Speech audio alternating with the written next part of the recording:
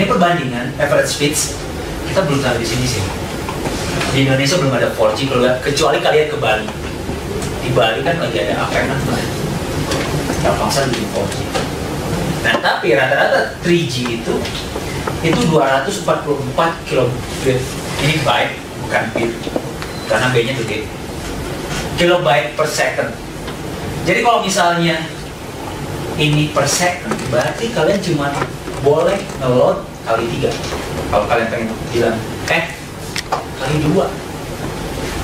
Jadi web itu harusnya di bawah 1 mega sebenarnya untuk mobile. Harusnya.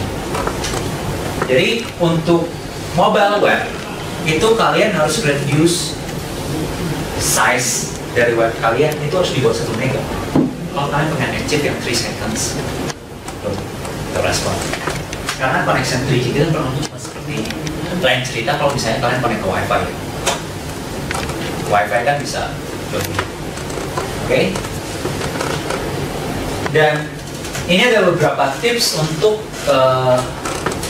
meminimalisasi loading time. Yang pertama adalah reduce data latency. Nah, di mobile mungkin kalian sempat ada beberapa tips yang kayak mempercepat waktu loading. Misalnya kayak bikin multiple connection dengan server.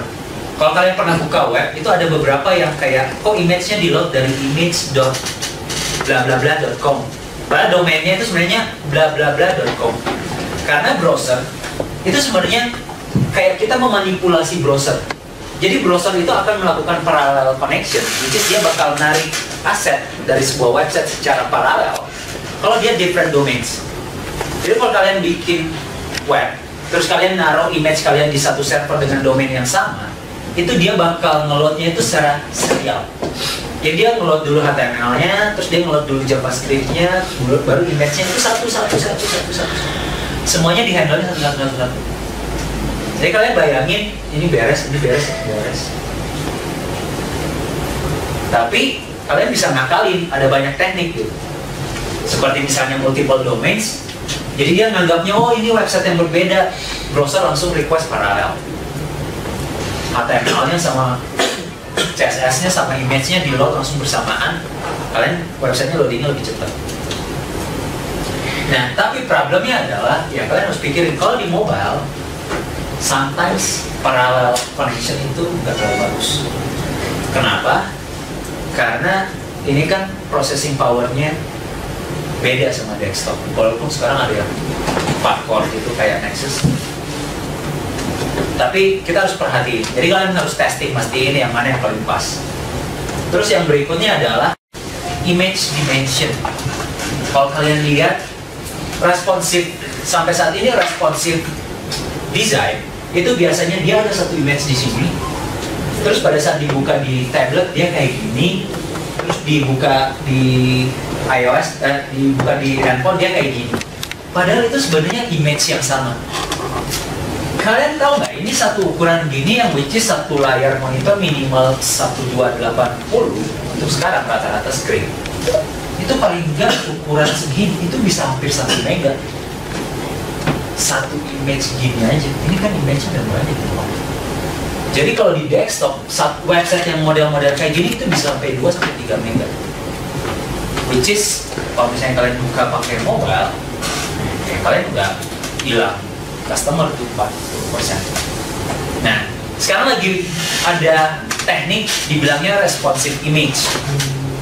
Responsive image adalah dia bakal nge-load dimension yang berbeda untuk setiap device atau setiap screen size. Jadi kalau misalnya di desktop dia nge-load yang full resolution, kemudian kalau di tablet dia bakal reduce misalnya kayak 60%-nya, kemudian misalnya di device gadget yang lebih kecil dia bakal reduce lagi yang 40% lagi lebih kecil. Biasanya itu server yang handle. Karena server kan pada saat kalian ngirim request ke server, server tuh tahu yang ngebuka itu apa. Apakah gadget, tablet, atau desktop. Jadi server kalian yang bertanggung jawab ngebalikin image yang diminta sesuai dengan screen size-nya. Itu ada, kalau di PHP itu ada beberapa komponen yang bakal membantu kalian dan free bisa langsung dipakai untuk responsive image. Jadi make sure kalian reduce image dimension kalau misalnya kalian handle different size of screen. Nah yang terakhir, reduce client side processing. Kalau mungkin kalian dulu berpikiran bahwa kalau misalnya kita bikin web, kalau di load di client kemudian processing di client segala macam, itu bisa lebih cepat. Kalian tahu nggak kalau Twitter itu switching dari template engine, client template engine jadi server template engine. Kenapa? Karena Twitter itu menemukan bahwa di mobile itu processing power, walaupun dibilang JavaScript engine-nya cepat ya, itu di mobile itu tetap terbatas, nggak bisa disamakan dengan desktop. Jadi waktu itu Twitter menemukan bahwa ternyata kalau di mobile template engine dia pakai kan itu client side. Jadi dalam artian dia template-nya di load, terus diproses, ditampilin, diubah datanya, baru ditampilin. Ternyata di mobile, kalau kita buka Twitter itu lama baru muncul tweet kalian. Karena processing power di mobile itu nggak secepat dengan dibandingin di desktop. Jadi kalau kalian bikin mobile app, make sure kalian nggak pernah melakukan processing di mobile. Jadi misalnya yang saya bilang processing itu kayak calculate something atau intinya ada banyak processing. Sebagai contoh, Siri ini kan sebenarnya bisa melakukan harusnya Siri atau SoundHound segala macam itu dia bisa langsung processing audio yang diterima langsung di handphone sini, tapi dia nggak pernah lakukan itu. Jadi Siri, SoundHound segala macam audionya langsung dikirim ke server yang proses. Zazam itu audionya dikirim ke server semua. Jadi dia nggak pernah proses di sini, kemudian dikirim ke server yang istilahnya cuma metadatanya. Itu nggak pernah. Padahal kalau logiknya ya, kita pengen reduce server load, ya udah proses di sini aja. Tapi kan jadi bad user experience karena handphonenya jadi cepat habis baterai, handphonenya jadi panas, ngeloadnya lebih lama gitu. Server dengan resource yang segede gitu, itu prosesnya pasti lebih cepat. Jadi jangan pernah melakukan client-side processing kecuali memang itu udah harus di client. Jadi itu beberapa tips dari saya yang misalnya kalian pengen develop mobile apps yang mudah-mudahan bisa membantu. Jadi kalau misalnya ada yang pengen nanya bisa email ke saya @teamnotes.com atau mention di Twitter @teamnotes. Yang pengen tanyain? Silakan. Buat yang terkait kiri gitu kan, anggapannya Mas Iwan tadi bilang katanya ada berapa tuh di HTML5. Jadi kalau mau convert ke Android sebenarnya ya udah tinggal klik, udah convert gitu. Kira-kira ada perbedaan performance nggak misalnya kalau dipakai di Android seperti apa, di iOS seperti apa, padahal kan dia tinggal convert aja gitu, atau pengaruh bener ke hardware-nya gitu? Kalau sebenarnya kalau dibilang kita nggak pernah bisa compare kalau different platform. Ya kan maksudnya mana yang lebih cepat? Misalnya nih saya ada misalnya ini iPhone 5 gitu kan, terus kemudian saya porting ke kiri, rute ke Nexus 4 gitu kan. Pada saat saya compare ini mana yang lebih cepat itu kita nggak bisa, karena different. Kecuali misalnya di device ini saya install Android misalnya bisa gitu, terus saya compare, itu baru bisa kita bandingin. Karena performance itu kan bukan cuma masalah app-nya doang, tapi ada juga masalah device, hardware, kemudian si OS-nya itu sendiri gitu kan.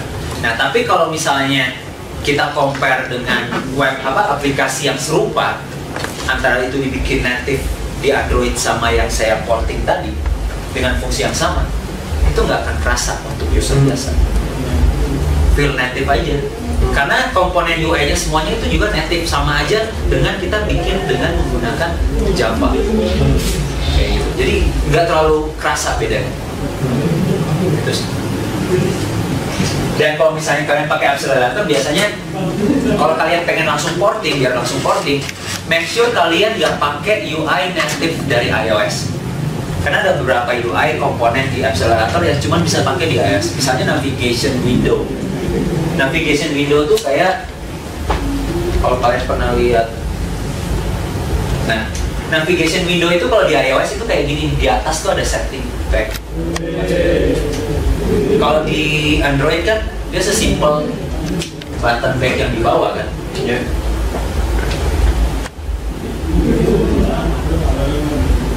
Nah, sesimpel pencet yang ini sebenarnya. Jadi dia nggak butuh navigation window. Kalau di iOS, dia butuh navigation window yang which is button back di atas. Jadi bedanya itu. Jadi kalau kalian pengen porting, make sure kalian nggak pakai UI komponen. Tapi sebenarnya kita bisa handle kalau misalnya di load di iOS, kita pakainya XML yang ini. Kalau misalnya dia di load di Android, kita loadnya yang XML yang ini. Jadi kita bisa pisahin UI-nya per platform. Tapi dalam satu basis code yang sama. Bahkan Titanium Studio-nya itu cukup pakai satu project, nggak usah 2 project. Oke, terima kasih Mas Yohan. Nanti ada pertanyaan langsung aja informasi.